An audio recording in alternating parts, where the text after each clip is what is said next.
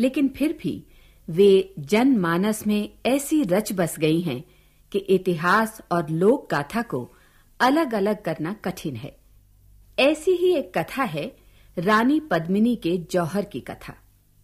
रानी पद्मिनी चित्तौड़ के राणा रतन सिंह की पत्नी थी, परम रूपवती।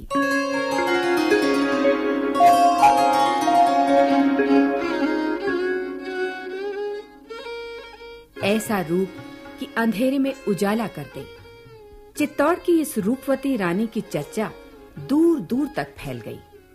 दिल्ली के सुल्तान तक भी पद्मिनी के रूप की चर्चा पहुंची।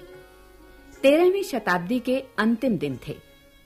दिल्ली की गद्दी पर सुल्तान अलाउद्दीन खिलजी का शासन था। चारण भाटों से पद्मिनी के रूप की चर्चा सुनकर अलाउद्दीन के मन में लोभ जागा। उसने मेवाड़ पर चढ़ाई कर दी। शाही सेना चित्तौड़गढ़ के चारों ओर घेरा डाले कई महीनों तक पड़ी रही, लेकिन मेवाड़ के राणाओं ने चित्तौड़ का निर्माण कुछ इस तरह किया था कि जरूरत की सारी चीजें दुर्ग के अंदर ही मौजूद थीं। बाहर दिल्ली का लश्कर घेरा डाले पड़ा रहा और अंदर किसान हल चलाते रहे, खेतीबाड़ी करते रहे।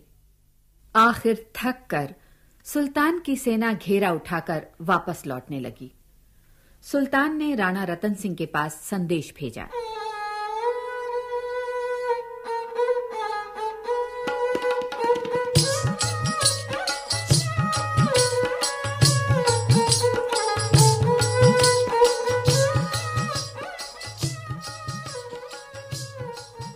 महाराणा रतन सिंह की खिदमत में आदाब पेश करते हुए दिल्ली के सुल्तान अलाउद्दीन खिलजी की दरखास्त है कि क्या बात है दूत, तुम रुक क्यों गए? अब महाराणा साहब, जान की अमान पाऊं तो अर्ज करूं। हाँ, निर्भय होकर कहो। सुल्तान एक बार रानी पद्मिनी का दीदार करना चाहते हैं। जो दर्शनीय है उसे तो हर कोई देखना चाहेगा, इसमें अनोखी बात क्या है? लेकिन ये राजपूती मर्यादा के विरुद्ध है। हमारे राजकुल की स्त्रियां पराये पुरुष के सामने नहीं आती। महाराणा, सुल्तान फरमाते हैं कि जिस रूप के दीदार के लिए हम दिल्ली से चित्तौड़ आए, इतने दिनों तक यहां घेरा डाले पड़े रहे, अगर उस रूप की एक झलक दूर से ही देख पाते तो हमारा यह सफर बेकार नहीं जाता। हम सिर्फ उन्हें एक नजर दूर से देखकर लौट जाएंगे, यह हमारा वादा है।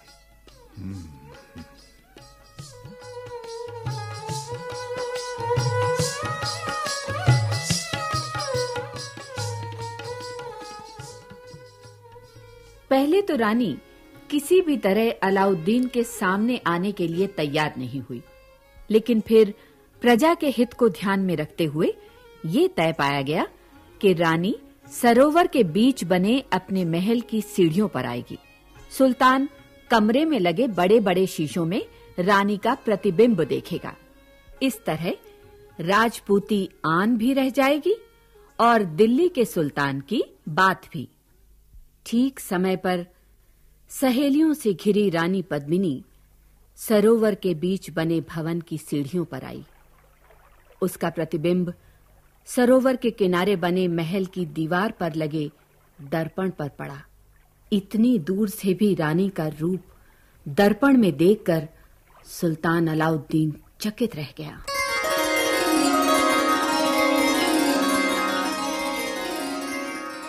सुभान अल्लाह, ये मेवाड़ की रानी है या जन्नत की हूर।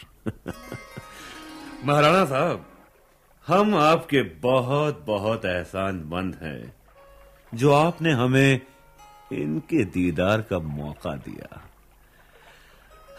आज का ये दिन हमें सारी जिंदगी याद रहेगा। अच्छा, तो अब हमें इजाजत दीजिए। तो क्या आप आज ही दिल्ली लौट जाएंगे? कुछ दिन यहाँ रहकर हमें मेहमान नवाजी का मौका देते। जी नहीं, जिस मकसद से हम चित्तौड़ आए थे वो पूरा हो गया।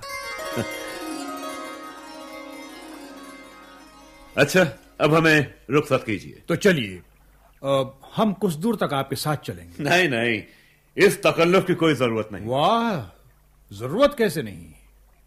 आपने शायद इस देश की मेहमान नवाजी के बारे में नहीं सुना है। हम भारतीय अतिथि को देवता का रूप समझते हैं। उसका आदर सत्कार करना हमारा परम कर्तव्य है। आइए चलिए।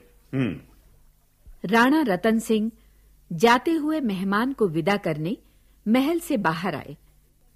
बातें करते करते वो लोग एक एक कर चित्तौड़गढ़ के 7 दरवाजे पार कर पहाड़ी के नीचे तक आ गए। तभी अचानक सुल्तान के इशारे पर दिल्ली के सैनिकों ने राणा को बंदी बना लिया और महल में संदेश भेजा गया कि यदि राणा को जीवित देखना है तो रानी पद्मिनी को सुल्तान की खिदमत में तत्काल पेश होना पड़ेगा। रानी सोच में पड़ गई।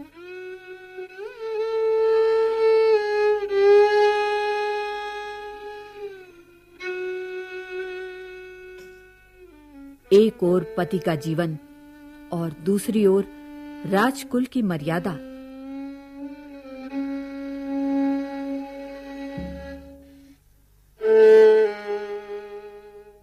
उसने अपने मायके से आए हुए अपने एक वृद्ध संबंधी गोरा को बुलवाया। गोरा के साथ उनका 12 वर्षीय भतीजा बादल भी था। क्या बात है बेटी, मुझे इस समय कैसे बुलवाया? क्या करूं काकोसा, संकट की इस घड़ी में और किस पर भरोसा करती। तुम आज्ञा करो बेटी, तुम्हारे लिए तो ये जान भी हाजिर है। हमारे साथ बहुत बड़ा धोखा हुआ है काकोसा।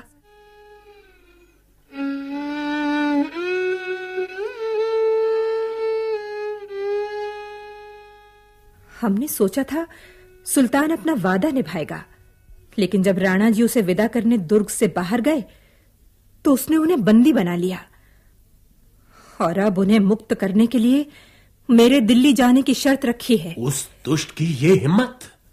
मेवाड़ की रानी क्या दिल्ली सुल्तान की बांदी है जो उसके इशारे पर दिल्ली चली जाएगी? जब तक एक भी राजपूत के शरीर में रक्त की एक भी बूंद शेष है, तब तक तुम्हारे कहीं जाने का प्रश्न नहीं उठता।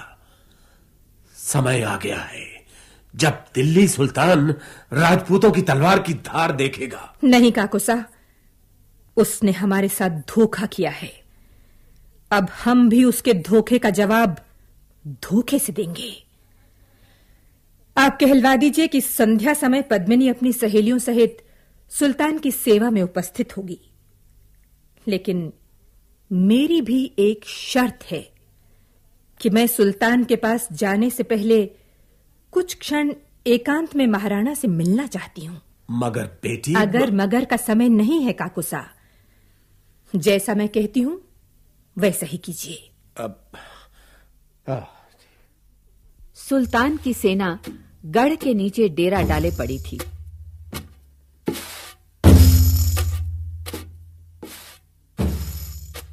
वहीं राणा भी कैद थे। संध्या समय चित्तौड़गढ़ से एक तो नहीं, पूरी 100 पालकियां उतरी।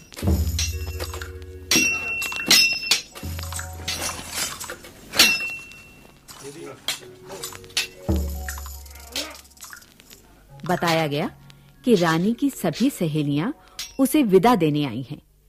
कड़े पहरे के बीच रानी की पालकी एक बंद तंबू में उतारी गई।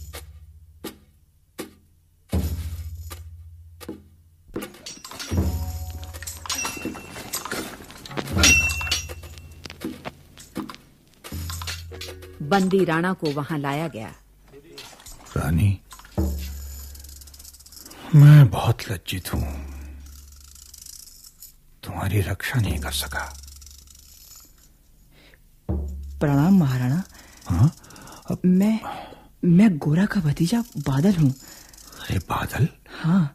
ये रानी की पालकी में तुम कैसे? आपने क्या समझा था महाराज? हम लोगों के जीवित रहते भला रानी इस तरह पालकी में बैठकर सुल्तान के साथ दिल्ली चली जाती और हम मुंह देखते रह जाते? लेकिन जब ये पालकी सुल्तान के शिविर में पहुंचेगी तब क्या सुल्तान तुम्हें छोड़ देगा? इसकी चिंता क्यों करें? हम तो अंतिम युद्ध की तैयारी करके आए हैं। हम कौन? इस पालकी के साथ 100 पालकियां और आई हैं। मुगलों से कहा गया है कि उनमें रानी की सखियां हैं, लेकिन उनमें गोरा मामा के साथ अनेक वीर सैनिक हैं। मगर बादल, ये अगर मगर का समय नहीं है महाराज, मैं आपकी जंजीरें काट देता हूँ। हाँ,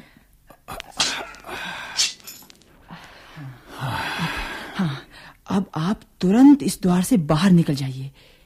बाहर एक सैनिक आपका घोड़ा लिए खड़ा है।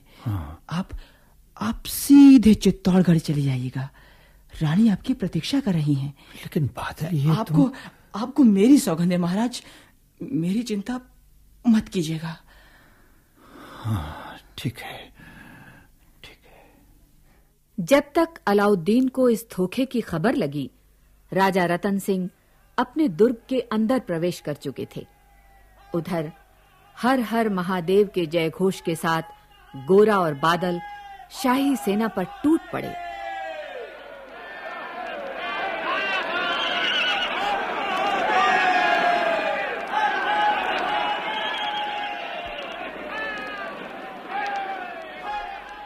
चित्तौड़गढ़ के दूसरे फाटक के पास घमासान युद्ध हुआ।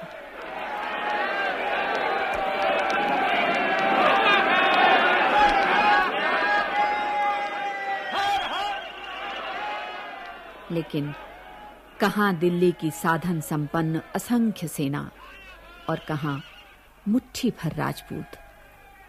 अलाउद्दीन चित्तौड़गढ़ के फाटक पार करते हुए आगे बढ़ने लगा। चित्तौड़गढ़ का हर पुरुष, बालक, वृद्ध और युवक केसरिया बाना पहनकर अंतिम युद्ध के लिए तैयार हो गया।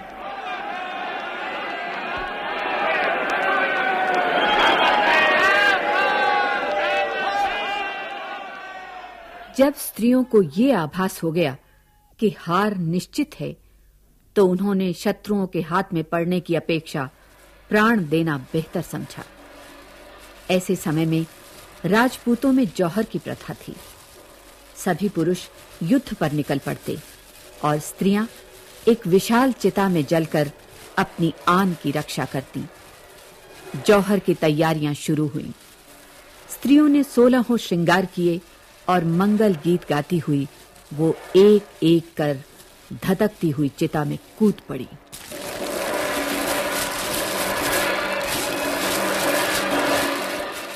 उधर केसरिया बाना पहने राजपूतों की टोलियां आ आकर दिल्ली की सेना से टकराती रहीं।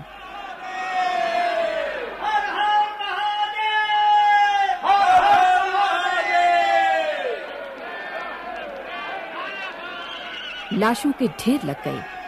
उन लाशों पर से गुजरते हुए जब सुल्तान अलाउद्दीन खिलजी ने चित्तौड़ के महलों में प्रवेश किया, तो वहां मिली सूनी गलियां और एक विशाल धधकती चिता।